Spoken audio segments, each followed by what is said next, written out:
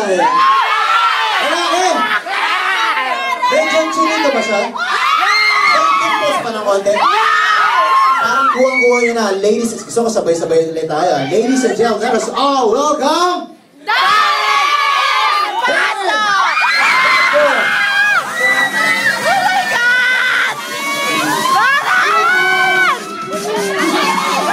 Kamusta po kayo? Okay lang. Hello po. Salamat po sa pagpunta. Thank you po. Love you too. Dari natin! Dari natin! Sino dito ang dara natin?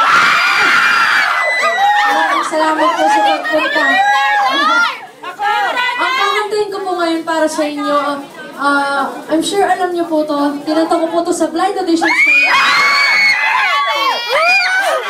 Ito rin po ang nickname ko na Mr. Domino. So, sana po sabayan niyo po ako sa pagkanta. At sayaw po tayo sa Domino. Yay! Si Admin Bebe daw po sasayaw.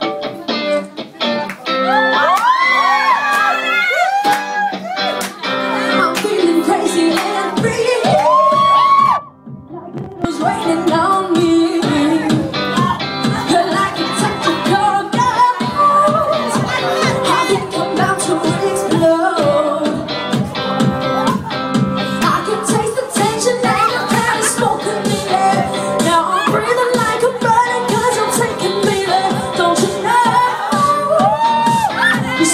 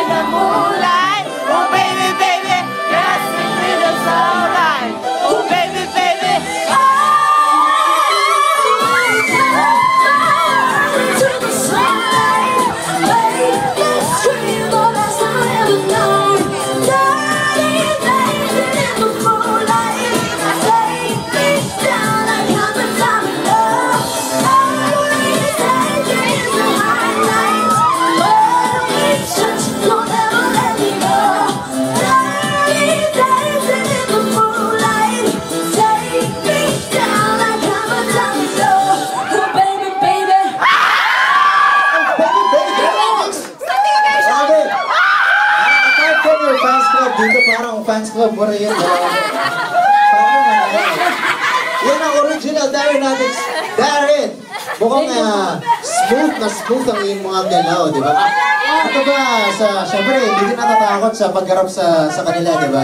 Meron ka pa bang kinakatakutan? Dahil Halloween naman ngayon, anong kinakatakutan ni Darren? Ako po, insects, Insects. especially spiders. Spiders? Bakit ba si Spiders? Patas! Bakit ba kay Darren? Yes! Bakit ba si Darren?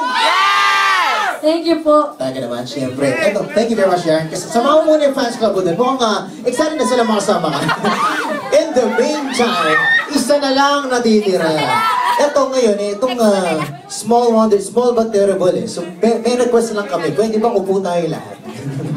Ayan, para makita natin. Pero ilabas nyo pa rin yung camera nyo, taas nyo pa rin yung camera. Gusto natin makita ng lahat. Dahil ito naman talaga ang talent na nagpakita ng kakaibang boses para manalo bilang Grand Champion ng first ever The Voice Kids Philippines. Ladies and gentlemen, palakpakan naman natin. Gusto ko napakalakas ha. Malakas na palakpakan para sa inyong Grand Champion. Palakpakan ha. Okay, Ben? Okay, Ben? Ladies and gentlemen, let us give it up for Lego Palakpakan!